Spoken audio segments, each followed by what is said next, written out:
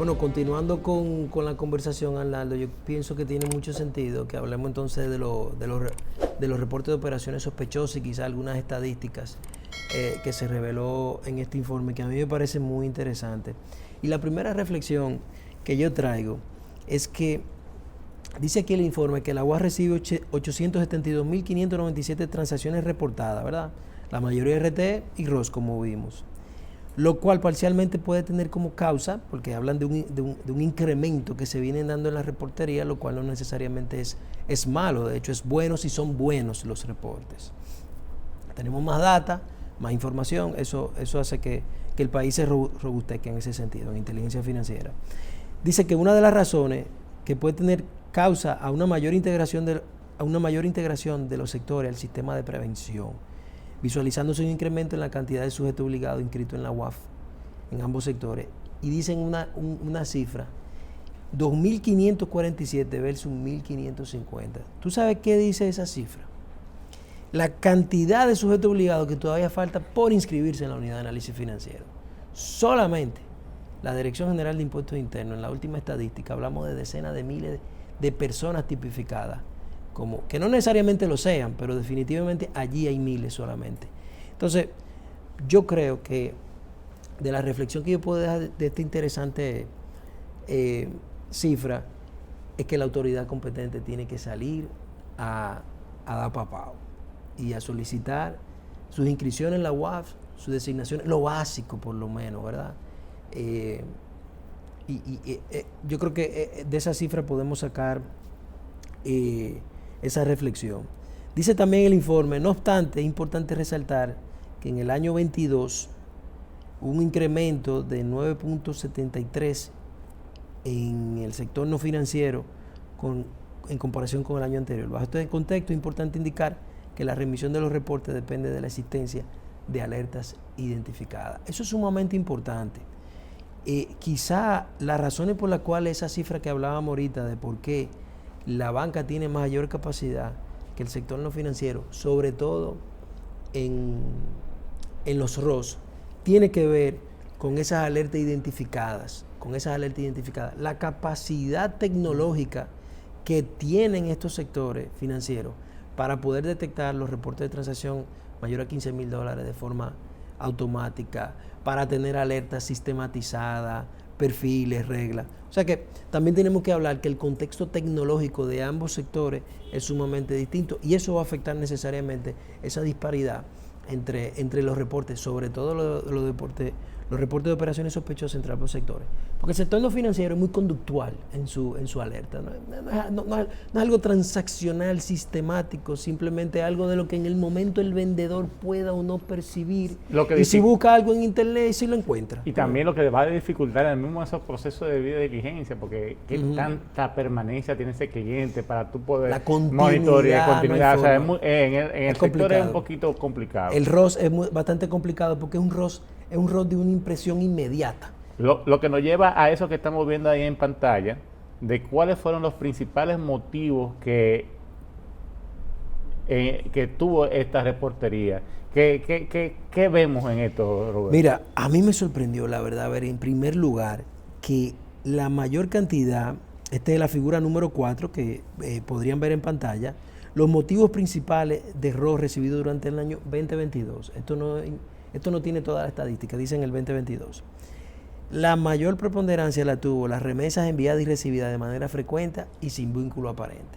O sea que, a pesar de tener un sector remesador que va bajando en la cantidad de reportes de ROS, vemos que el concepto más importante siguen siendo este tema de las remesas.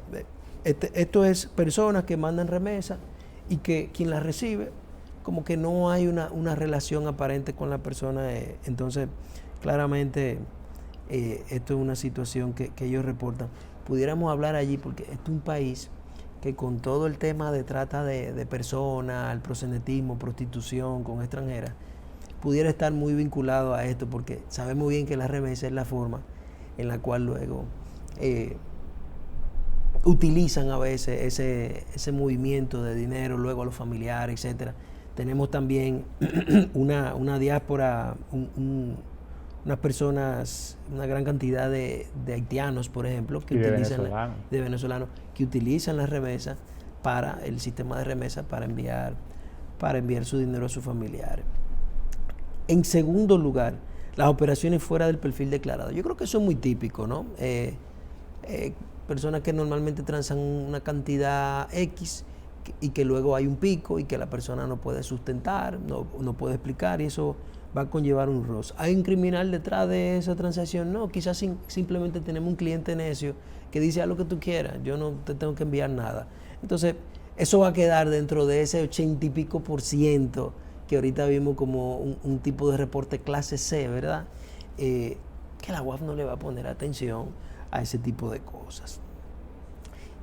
Y en tercer lugar, con un 15%, las transacciones que no tienen sentido, un origen de fondo dudoso, guardados en casa, por ejemplo, entre otras cosas. Entonces, quizás esos son ya tipos de reportes que podrían entrar en una clasificación tipo B o tipo A, donde tiene sentido poner mayor atención, ¿no? Que también podemos ver en las estadísticas que el sector no financiero, el volumen de reportes recibidos, un sector de vehículos muy maduro, en el sentido, un sector de vehículos muy maduro, porque definitivamente es el que parece que realiza mayor cantidad de reportes, una mayor capacidad para detectar, para reportar. También es uno de los sectores vulnerables, de acuerdo a las estadísticas. A mí me sorprendió mucho ver, no hay reportes de joyeros, ni de notarios. Este año no hay reportes de joyeros ni de notarios, que los años anteriores había. Había, poco siempre, pero bastante poco. La notaría se había mantenido, si vemos para atrás, vemos que eran 4.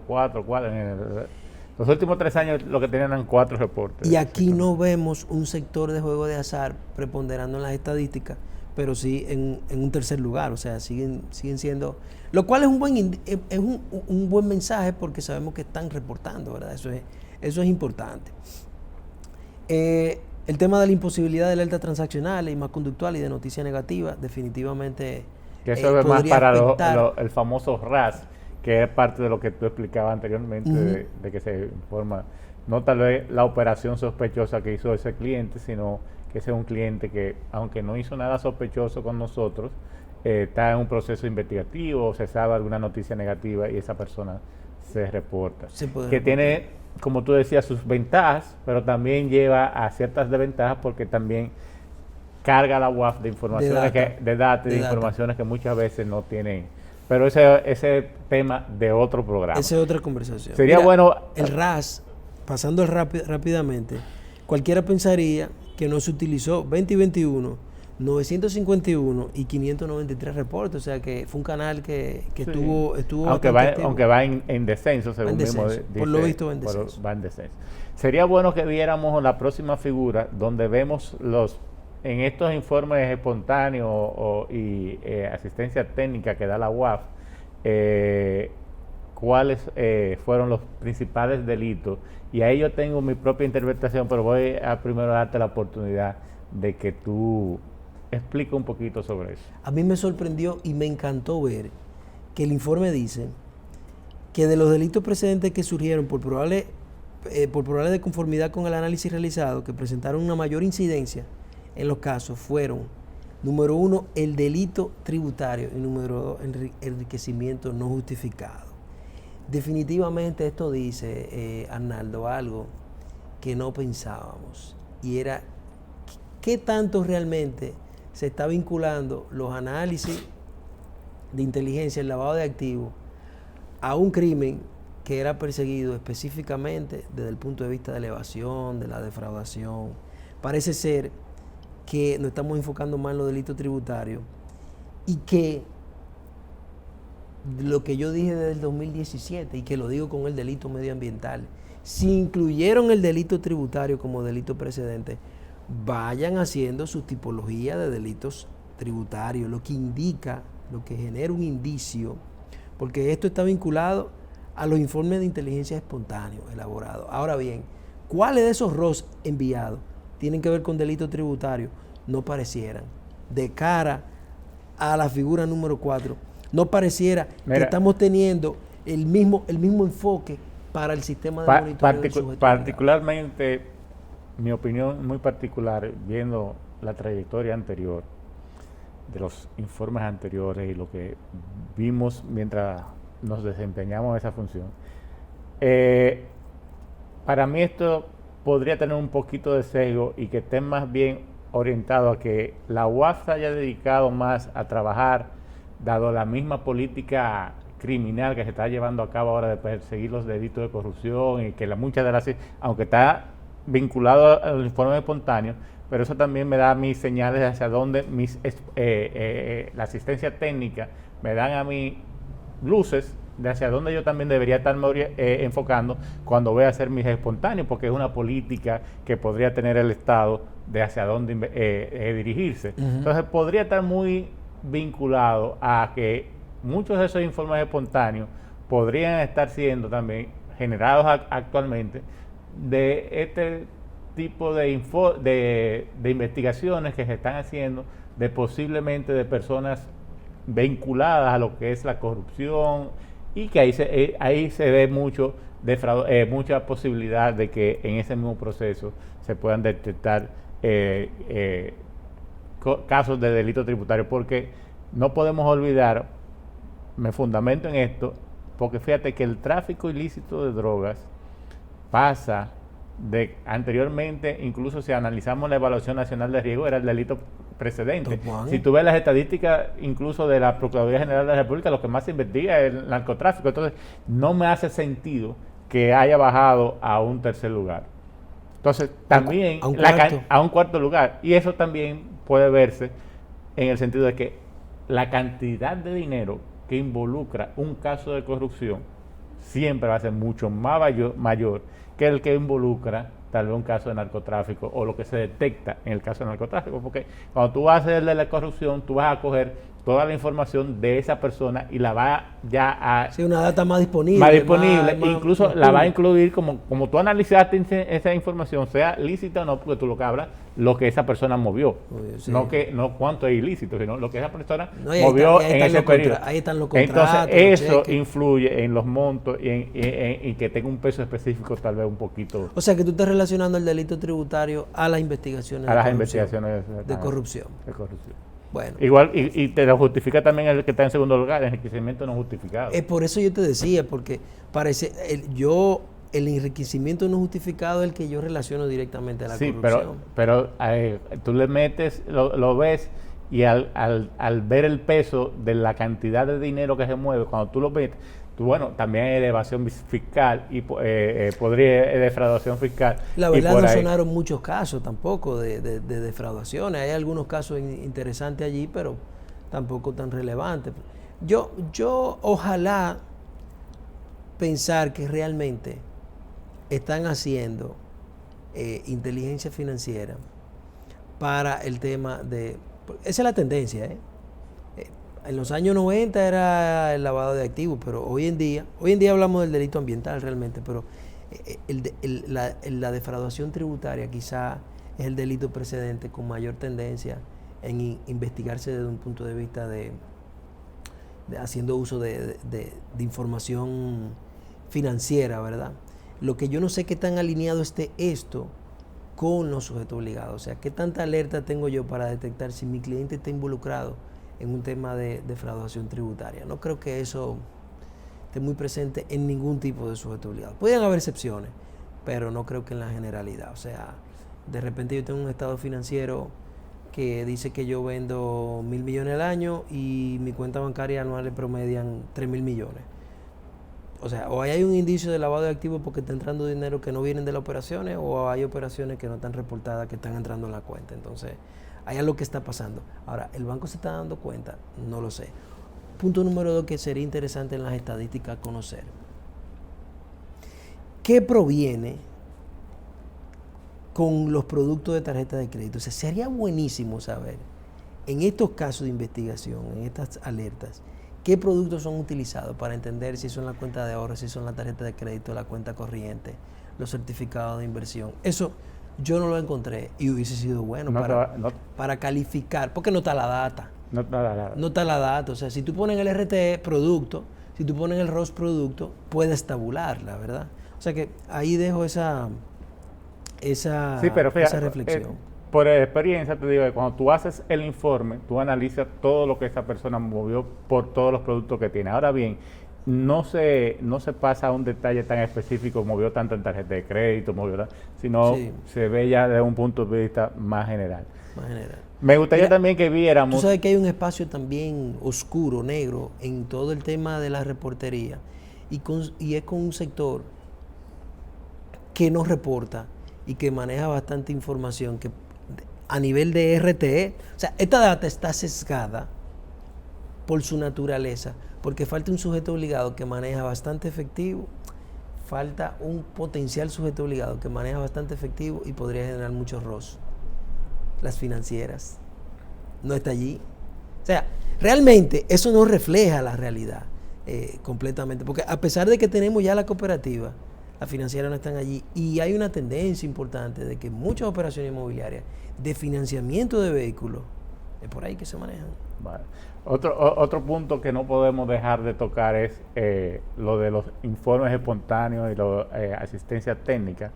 Vemos sí en este año una reducción considerable en lo que son los casos de informes de inteligencia espontánea, de 70 y pico que se venían siendo más o menos la tendencia desde el año 2015 hacia acá, baja a 36 casos que fueron enviados, 42 informes realizados y 36 enviados. Los otros, o sea, la diferencia es los casos que fueron archivados, que se archivan cuando, de acuerdo al análisis, se determina que no hay un elemento que amerite ser reportado a la autoridad competente.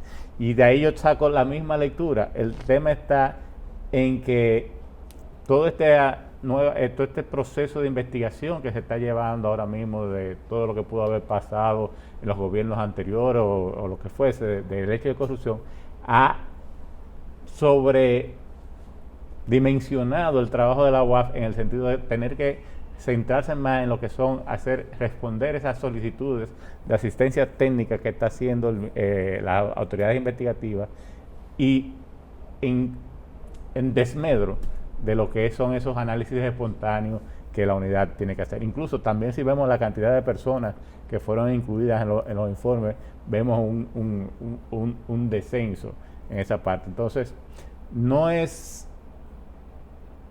desmeritorio la ayuda que la UAF pueda dar de asistencia técnica a las autoridades competentes, pero no nos olvidemos que uno de los puntos resaltados en el informe de la evaluación que nos hizo el GAFE es precisamente esa parte de el trabajo espontáneo, los informes espontáneos que debe hacer una unidad de inteligencia financiera, que fue un punto que tuvimos que discutir bastante fuerte con los evaluadores para demostrar que la UAF sí estaba haciendo informes espontáneos y que, aparte de eso, le agregaba valor a ese informe que enviaba, no solamente de decir que pasó esto, sino también un análisis de qué podía estar pasando, qué delitos se puede estar ocurriendo, dónde buscar, qué información pasar, que eso también lo hace con una asistencia técnica. O sea, que muchas veces nos centramos o se quiere ver mucho los números, pero no es tanto los números, sino también la calidad que pueda tener esa información que se está enviando. Eso es clave, la calidad de la data. Roberto, siempre el tiempo se nos termina, quedaron muchas cosas por decir. Pero yo creo que dijimos bastante también, Yo creo que hay bastante que ver allí. Ojalá la unidad de análisis financiero siga emitiendo este tipo de informes, que dé la data, pues, como lo hace FinCEN, por ejemplo, que permita que la gente juegue con esa información en Excel. O sea que yo creo que esto hay que aplaudirlo. Es un buen informe, la verdad. Gracias por la invitación. Amigos, nos veremos en nuestra próxima entrega, y recordarles suscribirse a nuestro canal y darle a la campanita para que cada vez que subamos un programa nuevo tenga la oportunidad de verlo. Hasta el próximo programa.